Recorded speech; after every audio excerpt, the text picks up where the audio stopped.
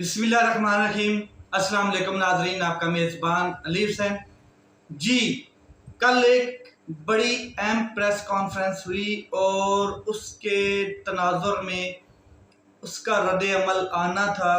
जिस लेवल की उस प्रेस कॉन्फ्रेंस में सियासी गुफ्तगू की गई और जिस तरीके से एक पार्टी को, सियासी पार्टी को, मकबूल तरीन सियासी पार्टी को इंतशारी टोला कहा गया और फिर उसके ऊपर तमाम वो मलबा डाला गया 9 मई का। हालांकि उसके ऊपर JIT नहीं बनाई गई, उसके ऊपर कोई जुडिशल कमीशन नहीं बनाया गया, किसी किस्म का उसके ऊपर कोई तहकीकात नहीं हुई है, मगर तमाम इल्ज़ामात और तमाम चीज़ें उसी के गिर्द उस प्रेस कॉन्फ्रेंस के अंदर घूमती रहीं। तो जाहिर है उस प्रेस कॉन्फ्रेंस के बाद एक रद्द अमल आना था और वो रद्द अमल आया।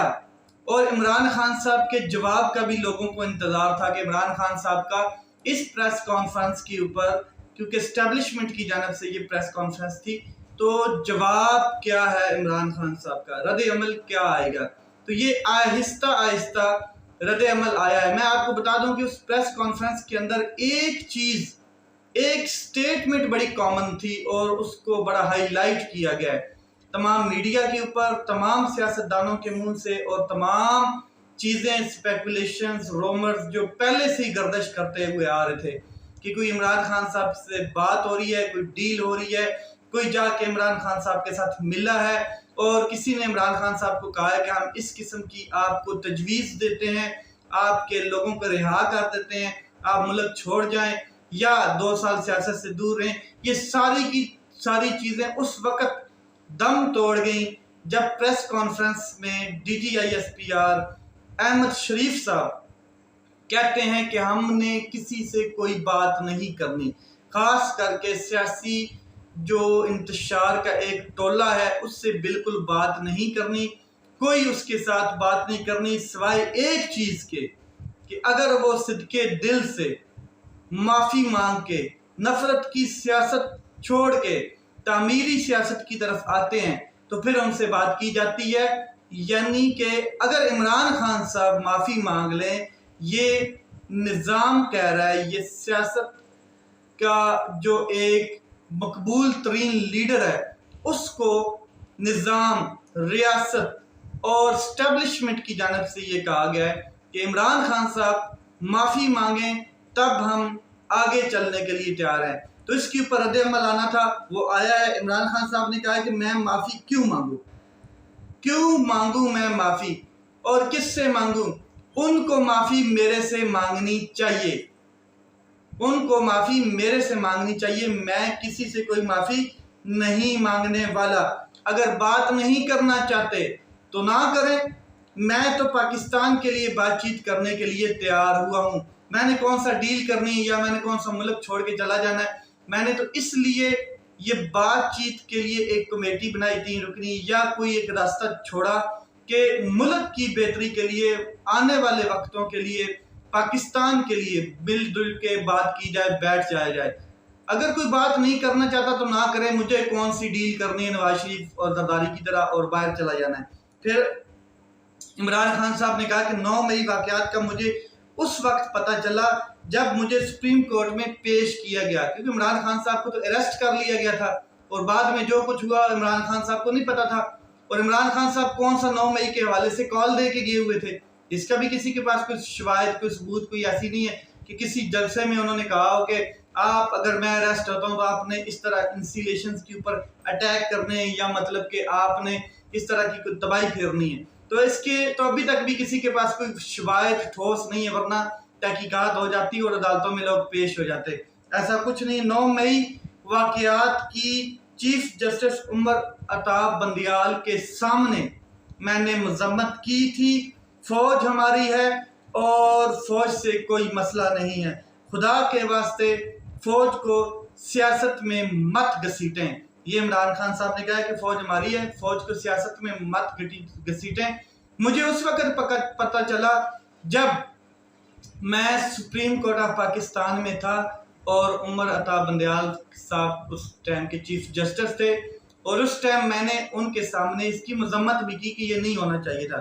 9 मई के वाक़यात को तारीख के आईने में देखता हूँ तो मुझे 1971 के वाक़यात याद आते हैं और ममासलत उसमें दिखाई देती है, जब 1971 में याया जो था मार्शल लॉ लगा चुका था और वहाँ पे बंगाल में जाके वो मीटिंग्स करता था, और उसके बाद फिर किस तरीके से जो एक हमारा मुल्क टूटा। तो इमरान खान साहब कह रहे हैं कि मुझे वो ममासलत नज़र आती है। फिर उन्होंने कहा कि इनके सारे मंसूबे, जितने भी मंसूबे हैं, वो अल्लाह के हुक्म से नाकाम होंगे और खाक में मिल जाएंगे, और अवाम हकीकत की आंखों से देख रही है। यही वजह है कि 8 फरवरी के इंतखाबात में अवाम ने इन्हें बुरी तरह शिकस्त दी है। अच्छा, इसके ऊपर मजीद इमरान खान साहब ने क्या कहा है वो भी मैं आपके साथ बात करता हूँ, मगर जो आज एक सेमिनार था और उसमें उमर अयूब साहब और बैरिस्टर गौर साहब, लतीफ़ खोसा साहब ने जिस तरीके से रगड़ा लगाया है और जवाब दिया है उन लोगों को जिन्होंने कहा कि माफ़ी मांगे तो मामलात आगे चलते हैं। लतीफ़ खोसा साहब कहते हैं कि मफाहमत हम किससे करें, किससे मफाहमत करें, किन लोगों से हम मफाहमत करें? उन लोगों से करें जो मुलाजम हैं। मुलाजमों से कौन मफाहमत करता है? मैं जो आप ये बात कर रहे हैं कि माफ़ी मांगो और माफ़ी मांगे और हम आगे चलें, तो माफ़ी तुमसे हम मांगेंगे, किन से हम माफ़ी मांगेंगे? आपने 40 साल से मुल्क पर कब्जा कर रखा है और मार्शल लॉ लगाकर मुल्क को कई दफ़ा मार्शल लॉ की जंजीरों में धकेला है। तो हम आप लोगों से माफ़ी मांगे, तुम माफ़ी मांगो जो बार बार मार्शल लॉ लगाते रहे हो, तुम्हें माफ़ी मांगने की ज़रूरत है। माफ़ी की बातें करते हो, माफ़ी किससे मांगे और किस लिए मांगे? हमने तो कभी कायद-ए-आज़म की रेजिडेंसी की एग्जिस्टेंस के बारे में सुना ही नहीं था कि लाहौर में भी कायद-ए-आज़म का कोई हाउस है या घर है कोई, या कोई विरसा है। तो मैं गवर्नर रहा हूँ, लतीफ़ खोसा साहब कहते हैं, वफाकी वजीर रहा हूँ, अटॉर्नी जनरल ऑफ पाकिस्तान रहा हूँ, सेनेटर रहा हूँ, और मुझे भी नहीं पता था कि कोई कायद-ए-आज़म की रेजिडेंसी है।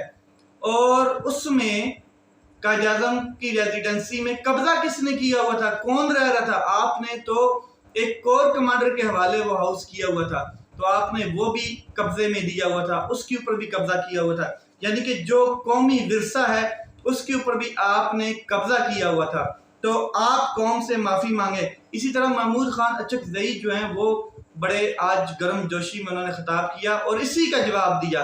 ये जो माफ़ी का फिक्र एस्टैब्लिशमेंट की जानिब से आया है, तो इसी का उन्होंने भी जवाब दिया कि हम क्यों माफ़ी मांगे जनाब, माफ़ी मांग लेते हैं, ठीक है, हम माफ़ी मांगते हैं। फिर आप एक काम करें कि जिसने मार्शल लॉ लगाया पाकिस्तान में, क्या उन्होंने माफ़ी मांगी है? वो भी कौम से माफ़ी मांगे, फिर हम भी माफ़ी मांग लेते हैं। मैं भी इनको कहता हूँ फिर 9 मई वालों को कि आप माफ़ी मांग लें, बराए मेहरबानी आप इस तरह माफ़ी मांगें, लेकिन पहले आप माफ़ी मांगें। तो लतीफ़ खोसा साहब कहते हैं कि खलाई मखलूक एक रियासत बन चुकी है। कल एक मुज़हिका खेज प्रेस कॉन्फ्रेंस हुई। इस पर प्रेस कॉन्फ्रेंस में ऐसा अहाता किया गया कि जैसे पूरी कौम गुलाम है और पाकिस्तान को टेक ओवर कर रखा है इन लोगों ने। तो ये जो खलाई मखलूक है, इमरान खान साहब ने कहा था कि मैं गुलामी की जंजीरों को तोड़ूंगा। तो इस इदारे ने अदलिया को भी कंट्रोल कर रखा है, जकड़ रखा है, उन्होंने जंजीरों में जकड़ रखा अदलिया को। जो 3 सतून हैं उसमें से एक सतून अदलिया है जिसको जकड़ के रखा हुआ है। और 6 जजेस का जो खत है, 6 जजेस के साथ जो हुआ है इस्लामाबाद हाई कोर्ट के, वो इस चीज़ का सबूत है।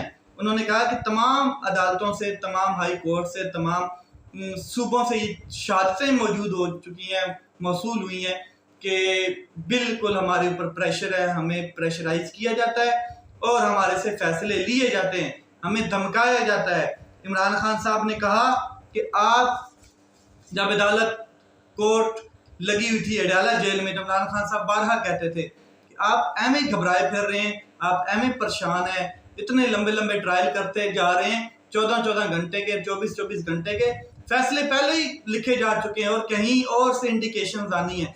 और इमरान खान साहब कई दफ़ा, आपको याद होगा कि जो वहाँ पे जितने भी सहाफ़ी जाते थे तो उनसे गुफ्तगू करते थे और कई दफ़ा साफियों ने यह देखा कि इमरान खान साहब जो कैमरा लगा हुआ था अडियाला जेल में उसमें हाथ ला के कहते थे कि कर्नल साहब बस कर दें, जज थक चुका है, वकील थक चुके हैं, प्रेस थक चुकी है, मुझे तो कोई टेंशन नहीं है, मैं तो सुन रहा हूँ ट्रायल, सजाएं आपने देनी है और वो मैं देख रहा हूँ। तो यही अदलिया के 6 जजेस ने भी ये बात की है कि किस तरीके से उनको प्रेशराइज करके उनसे फैसले लिए गए और 3 बड़ी सजाएं इमरान खान साहब को दी गई हैं।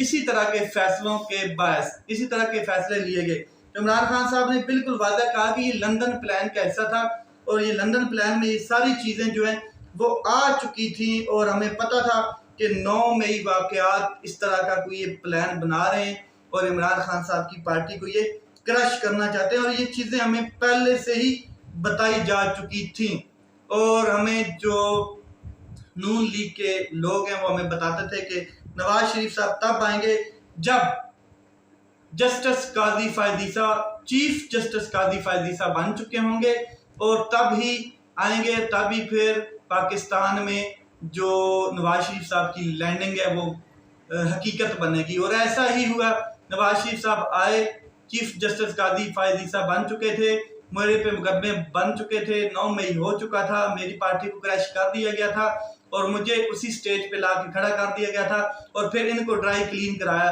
दिया गया। तो ये सारी चीज़ें इमरान खान साहब ने आज की गुफ्तगू में बताई हैं और उन्होंने कहा है कि किसी किस्म की मुझे कोई लालच नहीं है, कोई डील नहीं है, तो मैं क्यों माफ़ी मांगूँ, किससे माफ़ी मांगूँ, मैं नहीं माफ़ी मांगने वाला।